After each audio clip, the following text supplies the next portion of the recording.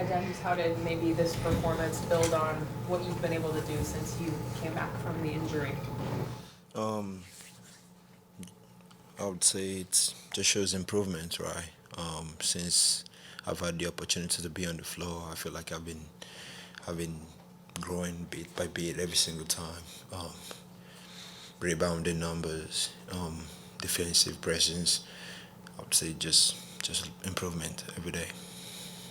I guess there's 7 games left in the season. What is something that you want to like nail down and maybe achieve over these final like 7 games of the year? I would say consistency. To be able to do what I'm doing every night out. Um, I can be one day good, one day in, and the other day I'm out. I would say consistency to be able to do every single night. So. You and Lonnie have kind of were establishing a little bit of a connection today. Just maybe how has that kind of established itself quickly, and maybe what have you seen out of him since he joined the team? I would say it's like playing with just like getting time together with players on the floor. Kind of similar like last night it was me and Jerry Butler, and tonight it was Lonnie. I think just like sharing the floor with those guys, it just helps build the chemistry and like little connection there. So just time. You mentioned consistency, and I remember you talking to us back in January, and you said your goal was to try to be consistent then as well.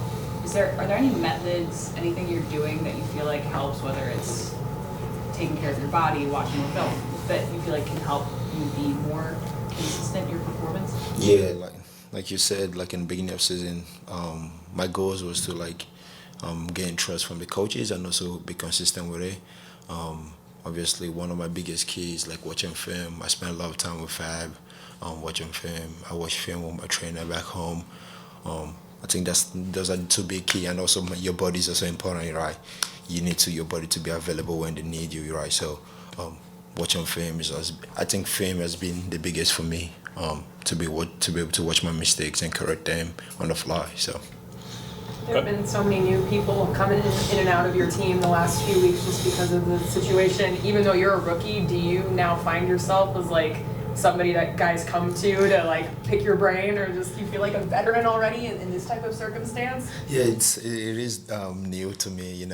It's different from what it used to be in college, where my teammates we played the whole year together. But I think I'm kind of adapting quick. Sometimes you get attached to people on your team and they move on, but I'm learning to be able to make a new connection quick, to be able to bring them with you and involve them in the team, get to know them, and also try to help them get like understand the team play and what we need to do on the floor. So I think it's a learning process for me to be able to adapt with new teammates. So. Can you explain your shirt you have on, be humble, sit down, and what does those words mean to you? It's actually that's a long story, but it's my favorite soccer team. I'm gonna give you the whole story. So we played against Manchester City, and Harry Nolan told our head coach to be humble. We lost we drew against them, and next time we played them, we won 5-1. And one of the youngsters on our team, Mars Lewis Kelly, he did the Highland celebration. And after the game in Emirates, they played Be Humble, Kendrick Lamar Sit Down, and that's how the shirt came about. So. What does it mean to you? I understand that. Do you live by that? Yeah, obviously, yeah. That's one thing about me. I try to try to do things the right way. Stay humble. I don't try to go out there and be flexing and then just be myself all the time. Adem, you're up to 70% on your free throws after tonight. Did you have any specific goals there coming into the season? Because I know we see you after practice, you put in a lot of work on your shot, and I guess what has that evolution been like? What are you tinkering with in terms of free throw shooting, all of that? Yeah, that's that's an aspect of my game I worked on.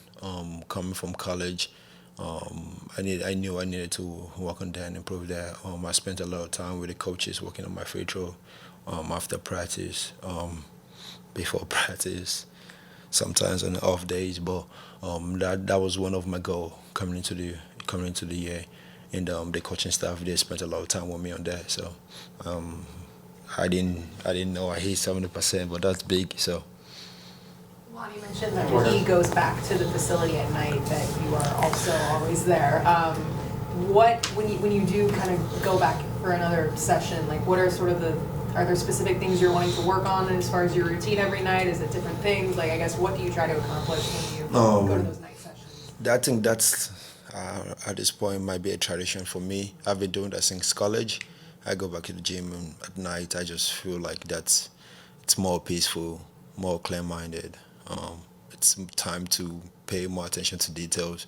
So I've been doing that since college. I just go back, work on the things I need to work on. My touch, free throw, things that the team needs me to do better. It's just more peace of mind for me, where it's clear mind and no pressure, no anything. Just work on my game. As a center, you're the anchor of the defense. I guess what has been the biggest challenge for you transitioning from defending at the college level to defending the paint as a big in the NBA? I think for me, this has been a challenge earlier in the year, but now I feel like I'm getting better at it. Communication, to be able to like command the team, help guys get to the right spot. I think that's huge for me. When I'm able to do that, our defense looks better and like more cohesive. We know what we're doing together. So communicating with my teammates, that's something I want to be able to do better and keep doing it every day.